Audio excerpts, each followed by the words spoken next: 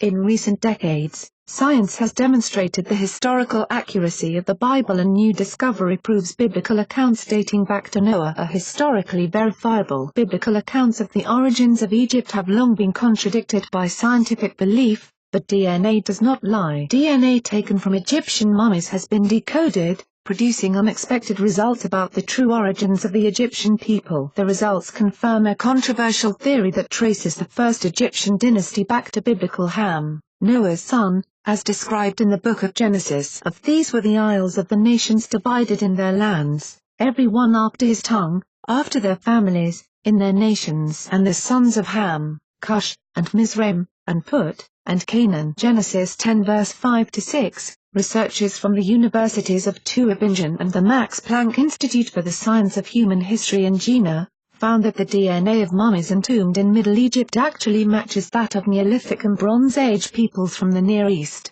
Anatolia, and the Eastern Mediterranean instead of modern Egyptians. In other words, they do not originate from North Africa as scientists have always assumed. The origins match up with the biblical account. Breaking Israel News explains, according to the Bible, Mizraim settled in Egypt whereas Cush settled in Africa, establishing two distinct and separate nations that did not share a common heritage. The scientific theory implies the origins of Africa and Egypt were the same. Previous attempts to study the DNA of mummified remains were inconclusive. The hot climate of Egypt combined with the embalming process practiced by ancient Egyptians destroyed most DNA. For this study, researchers sampled 151 mummies from Abu Sir al-Malik, about 60 miles south of Cairo. Their samples spanned 1,300 years of ancient Egyptian history, from about 1388 BCE to 426 CE. The researchers were able to collect 90 samples of mitochondrial DNA and 3 samples of genomes, the total of an organism's DNA. The surprising results showed that ancient Egyptians were more closely related to populations from the Near East and Southwest Asia, and not from northern Africa as previously thought. In the ancient Egyptians, we don't find much at all sub-Saharan African ancestry, Krauss told CBC News. They look very Near Eastern and have almost zero sub-Saharan African ancestry.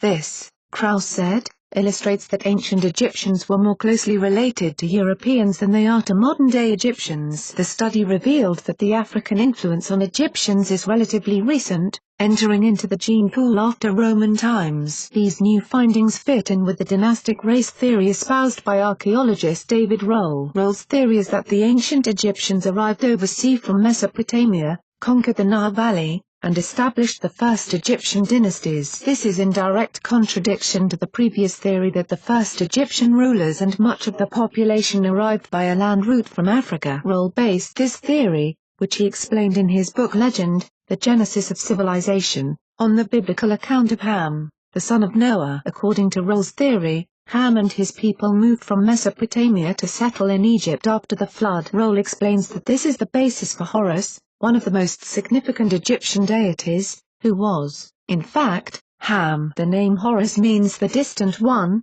implying that he came from far away. To confirm his theory, Rohl led an expedition in 1988 into Wadi Hammamat, a dry riverbed in Egypt's eastern desert that is the main desert route from the Nile to the Red Sea. Rohl studied ancient wall carvings and drawings depicting boats that had been discovered 50 years earlier by archaeologist Hans Winkler. Over 100 of these carvings depicted long boats with as many as 70 oarsmen. These images conformed to Rohl's theory that a sudden period of cultural and technological development during the first dynasty in Egypt was the result of an influx of Mesopotamian elite who arrived in Egypt by sailing around the coastline of the Arabian Peninsula into the Red Sea and ultimately dragging their boats across the desert to the Nile. What an amazing discovery! Dr. Rohl has been correct on much more than one occasion. I would encourage you to check out more of his work, specifically his work with Tim Mahoney on the documentary, Patterns of Evidence, The Exodus. The Exodus brings newly compiled scientific evidence to create a pattern of evidence that fits the Old Testament narrative from Jacob to Joshua like a glove. Some of this archaeological evidence is recent, some has been exposed for decades, but it all spans the first 6 books of Old Testament history. Filmmaker Timothy Mahoney compiles physical archaeological evidence for 6 consecutive periods of biblical Old Testament history from Joseph's time in Egypt to the walls falling down in Jericho. Thank you. I have the truth.